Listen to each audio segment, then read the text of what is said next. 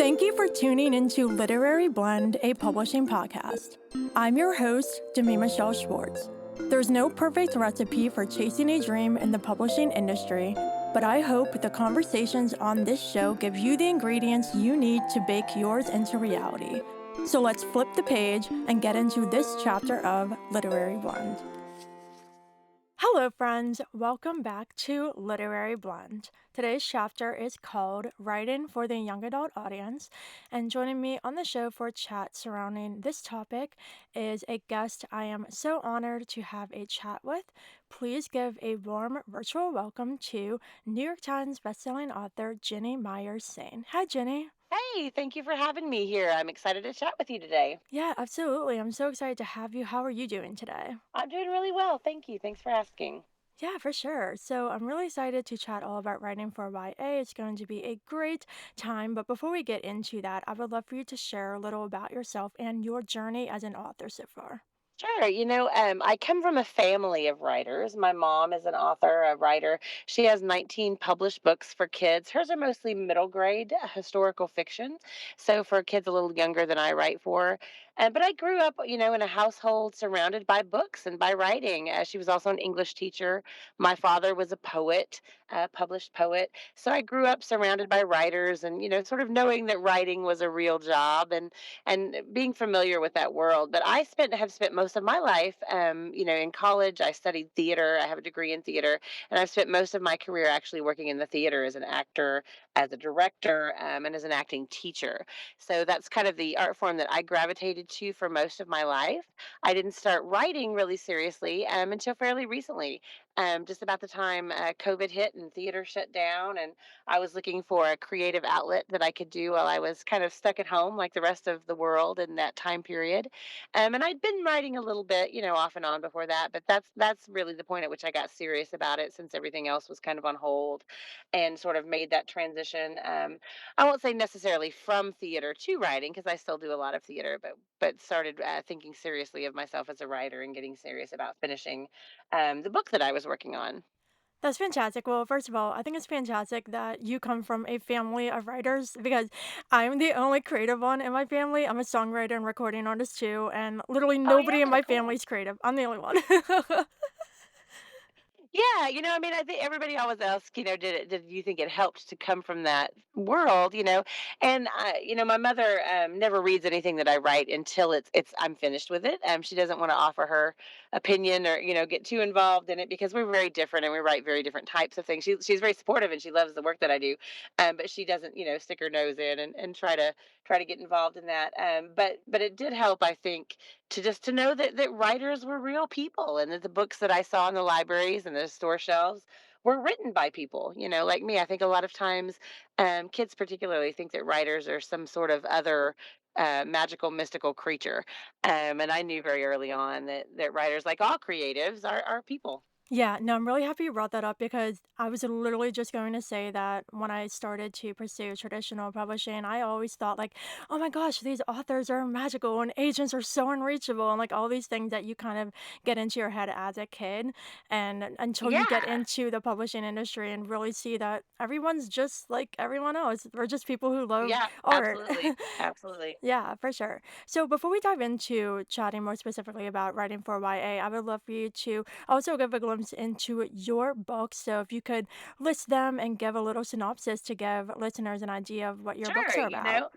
Thank you for asking. I always love talking about stories and talking about my books. The first book that I had out was Dark and Shallow Lies, and that's the first one that came out. These are all standalones; they're not a series, but they all do have some things in common. And that they're all sort of mysteries and thrillers, twisty, dark stories with a little bit of a thread of the magical or the supernatural running through them.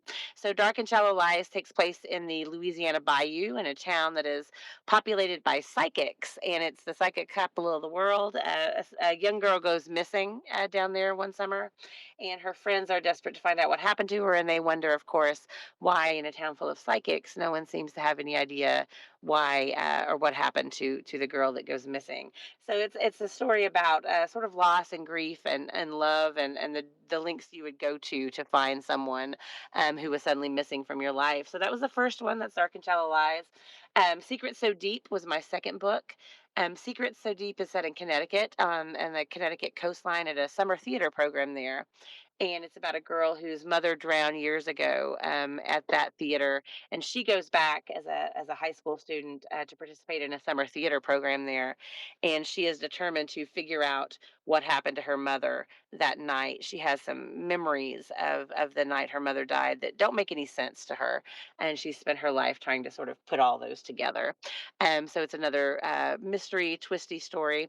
And then my third one just came out. It came out March 5th. That is One Last Breath, and it's also a thriller mystery with some magical paranormal twists. It's actually set in Florida, in the freshwater springs of Central Florida. It's about a girl who is a free diver, which means she goes diving in the deep springs we have here in Central Florida with no equipment, no air tank or anything, just just one breath in your lungs.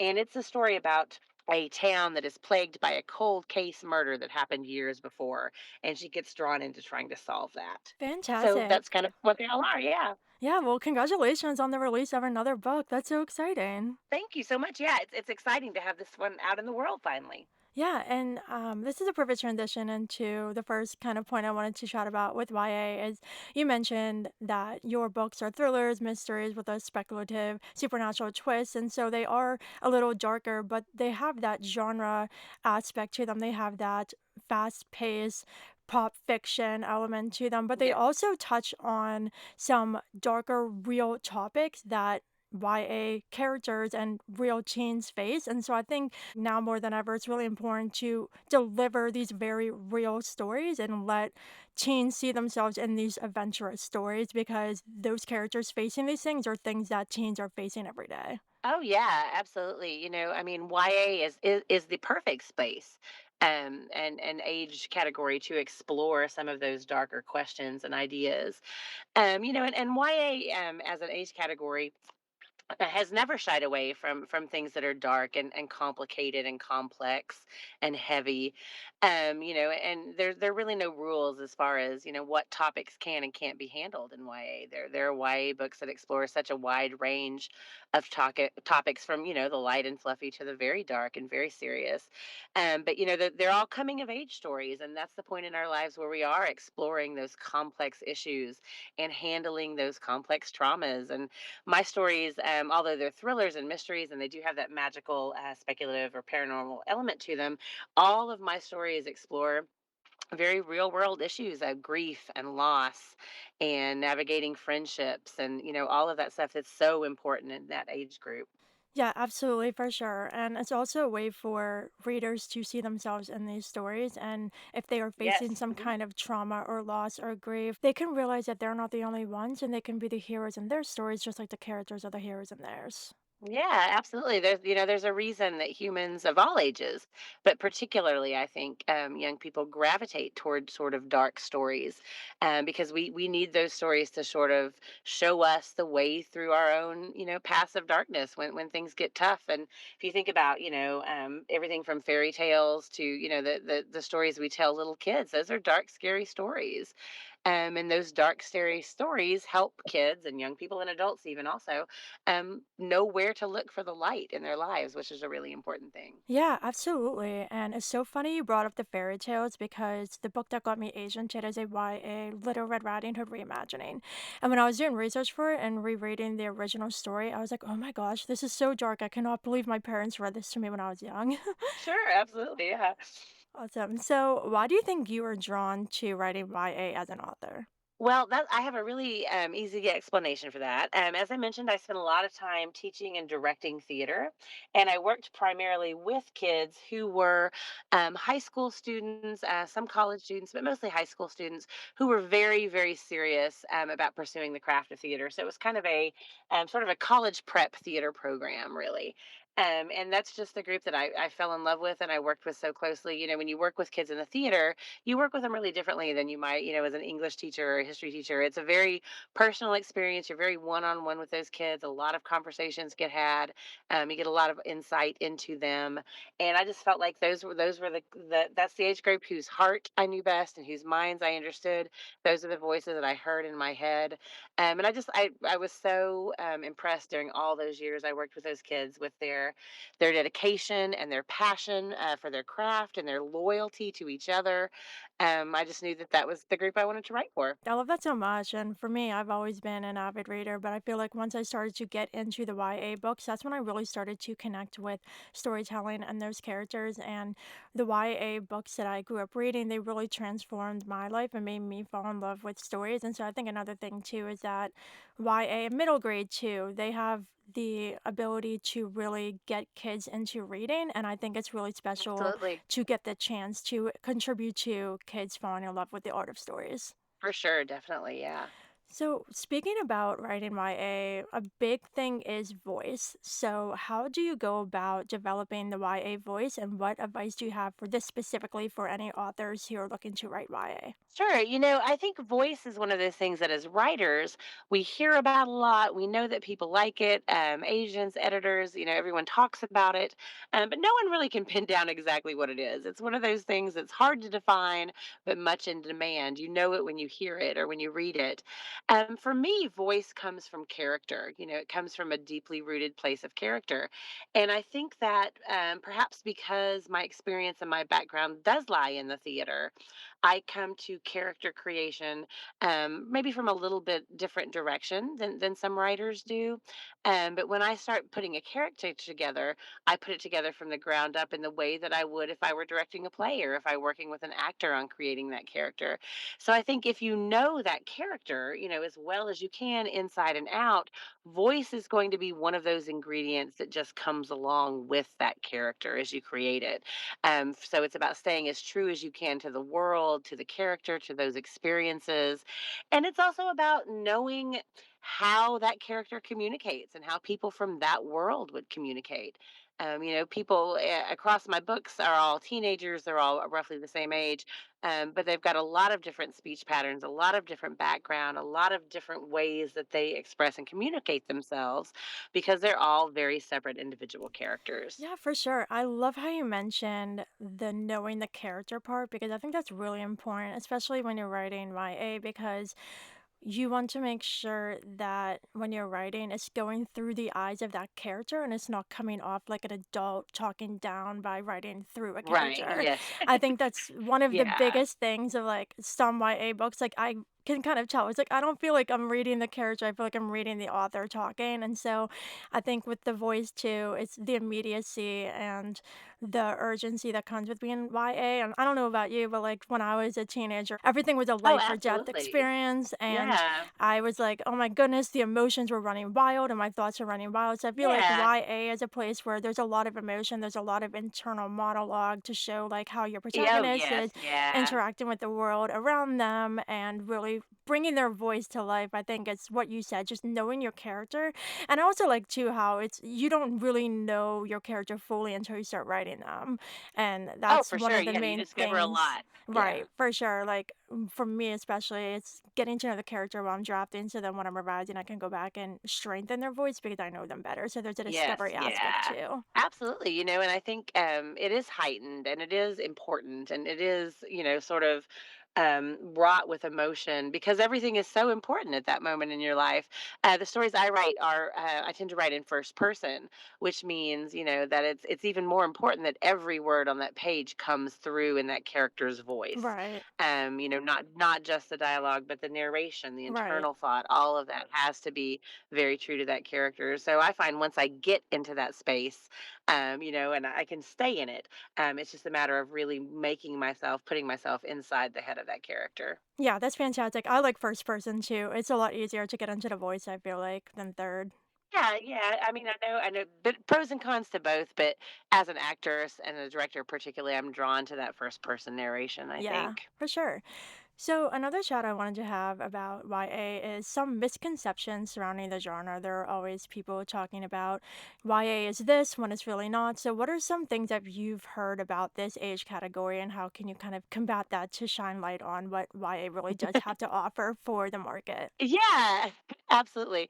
I think the biggest misconception about YA, particularly from people who don't, this is coming from people who don't read a lot of YA, obviously, is that YA is sort of a shallow genre, Yeah. or that it's kind of dumbed down or simplified.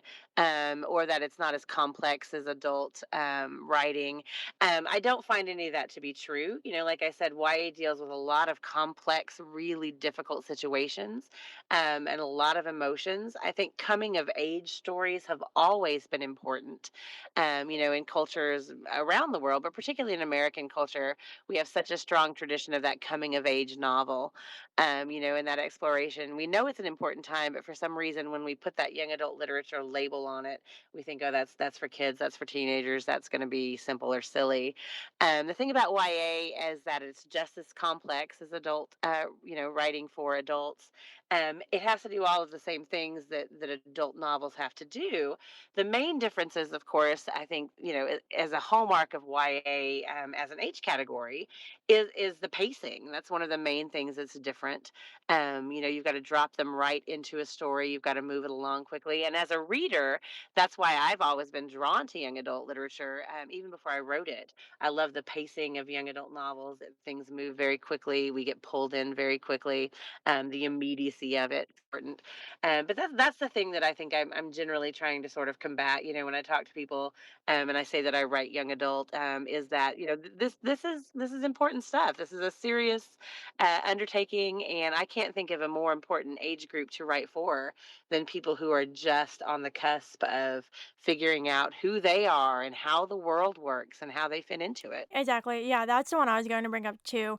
It really gets under my skin when people say YA is easy to write. Anybody could write YA. Oh, why don't you try? I think it's really great too because I think YA, like you said, it's a very pivotal point in teenagers' lives with that age group. And so I think when you're speaking of writing YA, it's not easy because you need to be mindful of your target audience. You could write something that could impact a reader greatly. And I think it's always Oh really yeah, important to keep in mind that you want that result to be a positive. You don't want that to be a negative impact. You don't want to offend or sure. be disrespectful in any way. So I think there's a lot more caution that comes along with writing YA and being sure you're being respectful. There's probably a lot of, I think there's probably an additional sense of responsibility that comes for writing for young adults, and kids, children too. Um, there's also, the realization. I think a lot of people misunderstand the YA reader.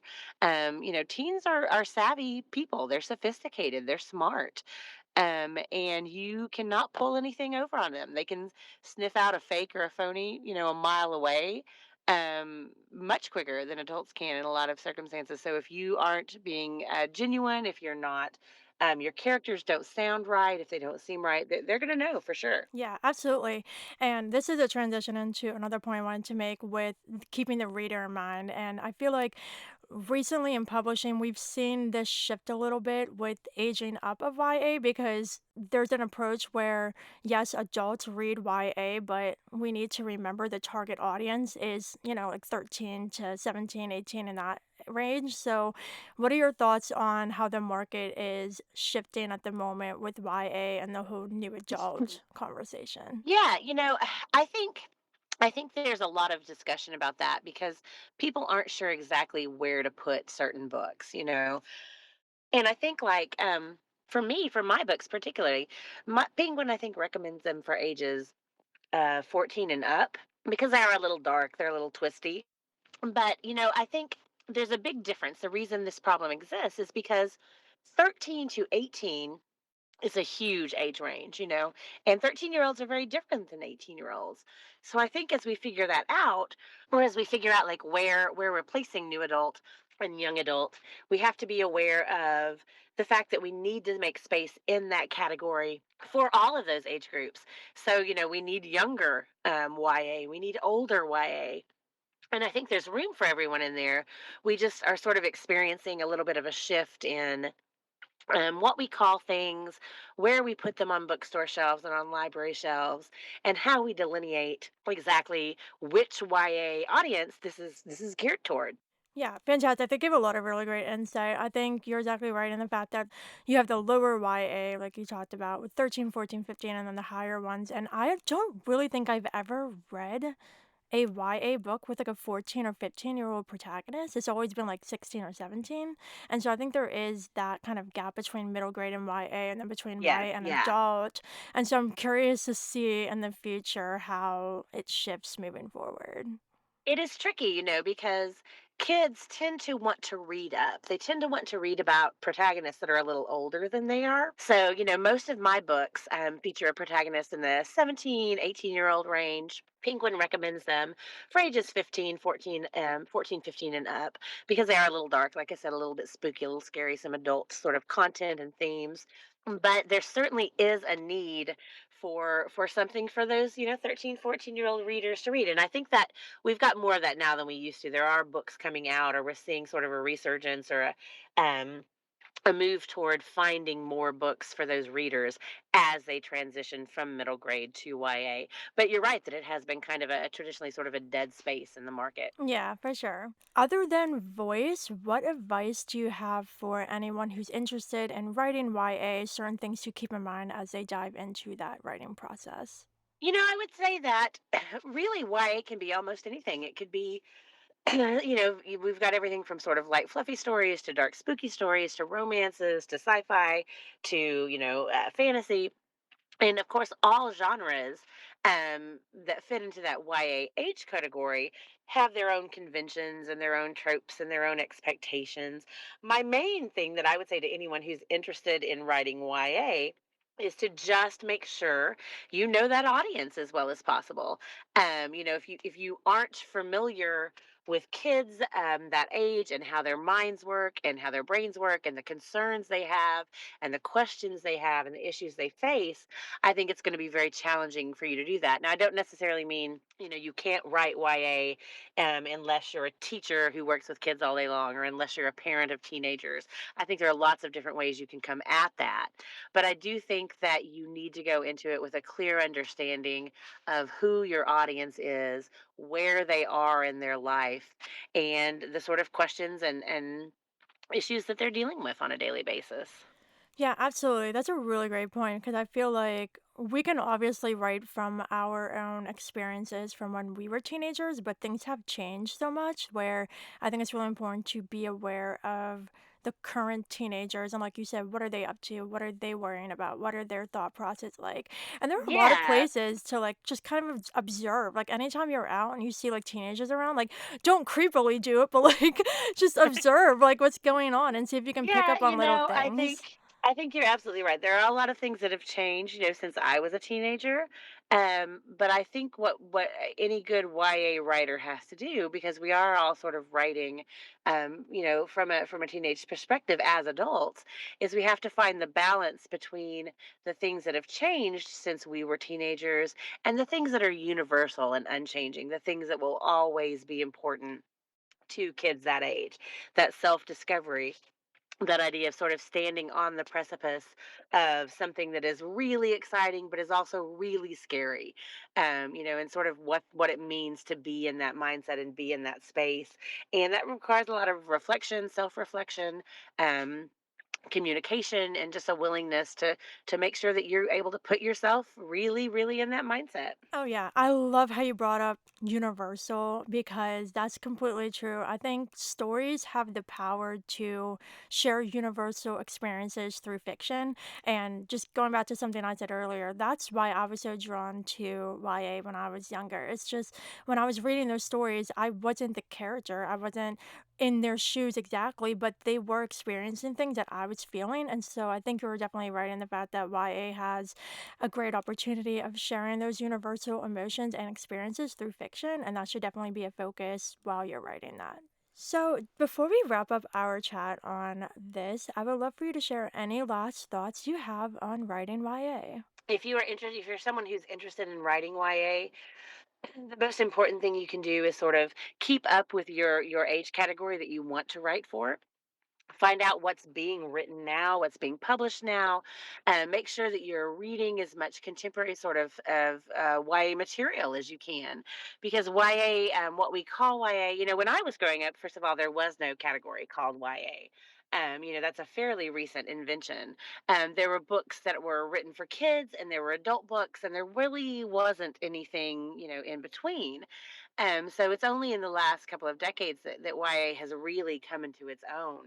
But there's so much good material out there. There's so many beautiful, important, just absolutely stunning young adult books hitting shelves, the last couple of years, that I would say the most important thing you can do is just read as much as you can and find out as much about that category, and how those stories work and what kinds of stories are being told there. Perfect. What a fabulous note to end on for this chat. It was a joy having you on the show, and this brings us to the plot twist, where I get to ask you a question you could have never seen coming. Are you ready? Okay, I'm ready. Yeah. So, you mentioned earlier that Dark and Shallow Lies is set in a very small town in Louisiana known as the psychic capital of the world. So, if you were part of the Dark and Shallow Lies universe and you could have a psychic power, which one would you choose and why? I get asked that question fairly regularly, and my answer changes. It changes depending on the day. Um, when my child, I have a son, and when he was younger, I would have said by location, which Case can do in that book, which is the ability to be in two places at once. If you've ever had a young child, you know why that would come in handy. So as a mom, that would be important. But my usual answer for that is that there are two twins in that story, Sarah and Sander, who are psychic artists, and they have the ability to draw things and people and places they've never seen, based on visions. And I would say that is probably the one I would choose because it's the only way I'm ever going to have any talent as an artist. As if I'm sort of guided by some unseen hand, because it's definitely not a talent I possess on my own. I don't think I would want to know, people's thoughts or what they're No. thinking of me, and I'm not sure that I would want to know the future. I think No. sometimes it's probably best that none of us know, what's going to happen tomorrow. Yeah. So I might stick with that one. Artistic ability would be a great one to have. Perfect. Well, thank you so much for joining me. It's been a lot of fun. And would you please share with everyone where they can connect with you online and check out all of your fabulous books? Yeah, absolutely. I have a website. It's GinnyMyersSain.com. So you can find me there, information about everything that's going on. I'm also on all the social media. I'm on, probably most active on Instagram, Ginny Myers Sain there as well. And that's where I post a lot of, my upcoming book signings and events and things like that. So if you're on Instagram, definitely follow me there. But I also have an author page on Facebook, and I'm on X and TikTok and all of that. So you can find me pretty much on any social media that you're on. I love to connect with readers and writers. I love to answer questions from readers and writers and chat back and forth. It's just one of the most fun parts about being an author. So definitely follow me, and I'd love to get to know you a little bit. Fantastic. Well, thank you so much again for joining me. Thank you so much for having me. This has been a fun chat. Yeah, absolutely. And listeners, that is a wrap on this chapter of Literary Blend with Ginny, all about writing for the young adult audience. If you enjoyed our conversation, please consider leaving Literary Blend a review and giving it 5 stars to help others just like you discover it. Also, if you have friends in the publishing industry you think would enjoy the show too, please pass it along to them.